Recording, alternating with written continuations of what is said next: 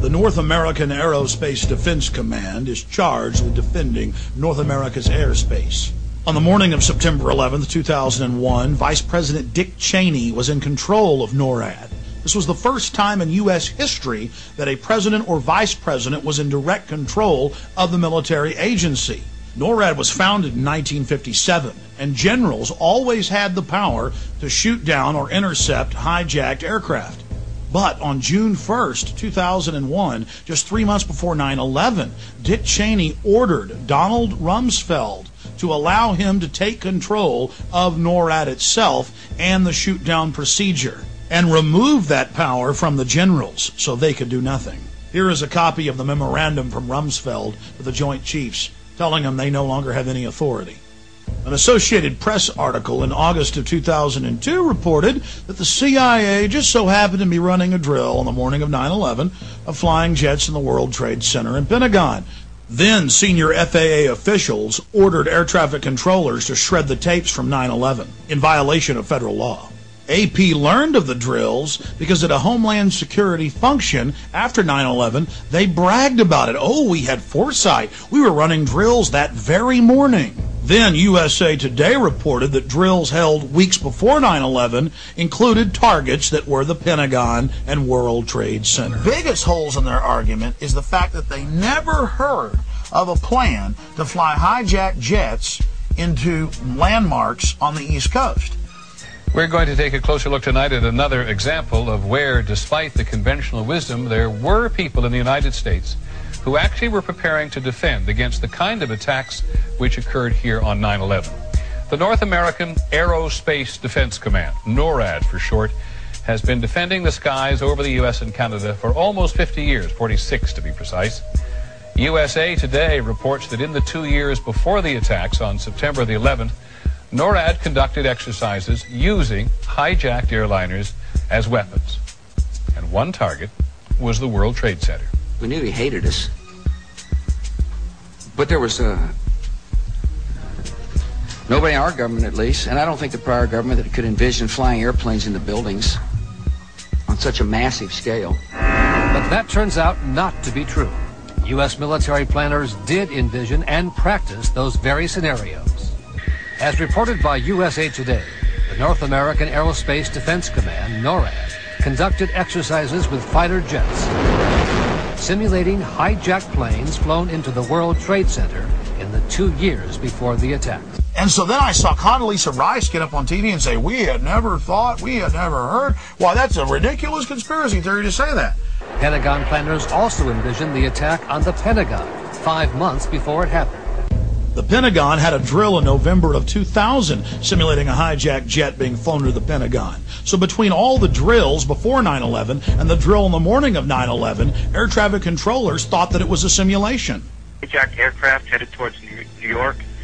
Is this real world or exercise? No, this is not an exercise, I'm a test. September 11th, 2001. NORAD is in the middle of a number of military exercises. The first, Vigilant Guardian, is described as an exercise that would pose an imaginary crisis to North American air defense outposts nationwide. The second, Northern Vigilance, moved fighter jets to Canada and Alaska to fight off an imaginary Russian fleet.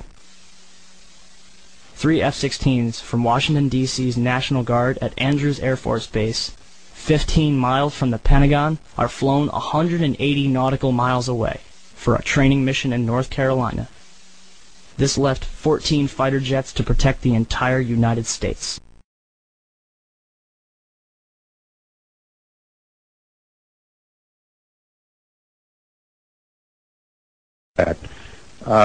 I wanted to focus just a moment on the Presidential Emergency Operating Center. You were there for a good part of the day. I think you were there with the Vice President. And we had that order given, I think it was by the President, that authorized the shooting down of commercial aircraft that were suspected to be controlled by terrorists. Were you there when that order was given? No, I was not. I was made aware of it during the time that the airplane coming in to the Pentagon There was a young man who would come in and say to the vice president, the plane is 50 miles out. The plane is 30 miles out. And when it got down to the plane is 10 miles out, the young man also said to the vice president, do the orders still stand? And the vice president turned and whipped his neck around and said, of course the orders still stand. Have you heard anything to the contrary? Well, at the time I didn't know what all that meant. And the flight you're referring to is the flight that came into the Pentagon. The fact that they were holding war games on the day that mimicked the actual attack scenario in every aspect, and then that afterwards they claimed we couldn't have imagined that such a thing would happen, although it was exactly the scenario that we were rehearsing. Hijackings, crashes into buildings, an emergency in New York City, all this was being rehearsed on the day as part of a plan. So when they say we couldn't have imagined it, they're lying. We've now found out that there were 15 exercises going on that day involving all the fighter jets in the northeastern portion of the United States. What are the odds of that occurring? Supposed to believe is some kind of coincidence. There was also an anti-terrorist drill going on 7/7. And again, just like 9/11, they were talking about attacks on the same targets, the same kind of tube stations, and exactly the same time as the actual attack happened. How many of you know that NORAD stood down for over an hour and 25 minutes, but if your Cessna gets off course for 5 minutes, they're going to launch F-16s on you? Remember Payne Stewart, the golfer? 15 minutes after his jet got off track, they had F-16s all around him. But on 9/11, in the most controlled airspace in the world, they could do nothing about 4 jets. But it gets worse. Guess why NORAD stood down? The average people in the military are good folks. They were told it was a drill because the Associated Press reported, and the CIA's own website admits, that on the morning of 9/11, the CIA was running a drill of flying hijacked jets into the World Trade Center and Pentagon. It was just a coincidence. At 8:30 in the morning, there was a drill of the exact same thing happening, and so NORAD stood down.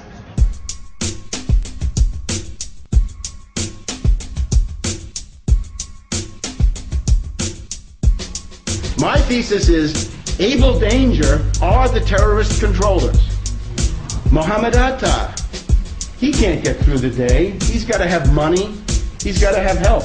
Terrorist controllers, case officers, babysitters for Atta. The main consumer of Able Danger intelligence is Major General Jeffrey Lambert, Special Forces. And he tells them, he says, look, they have a chart with all these Al-Qaeda characters, including Atta, before the fact. And he gets these yellow Post-it notes, and he puts one on Atta's face, saying, that reminds you, you can't share information about him.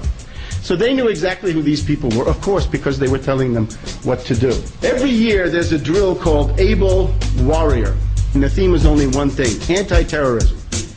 Now, if you look at the way that they do this, they have drills in binary pairs. One side pretends to be the defenders, and the other side pretends to be the attackers, okay? So if Able Warrior are the defenders, anti-terrorism, what's Able Danger? Able Danger is a troop of attackers to be used to simulate attacks during anti-terror drills. In other words, those double agents are there as actors, if you like, in normal drills, but then at a certain point, wham, the drill goes live and something happens.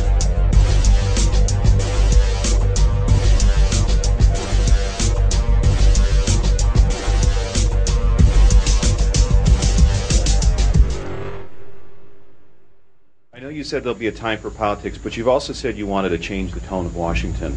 Howard Dean recently seemed to muse aloud whether you had advanced knowledge of 9/11. Do you agree or disagree with the RNC that this kind of rhetoric borders on political hate speech? Yeah. Look, there's time for politics. And, it's time for politics. And, it's an absurd insinuation. In that case, sir, can I follow up on something unrelated?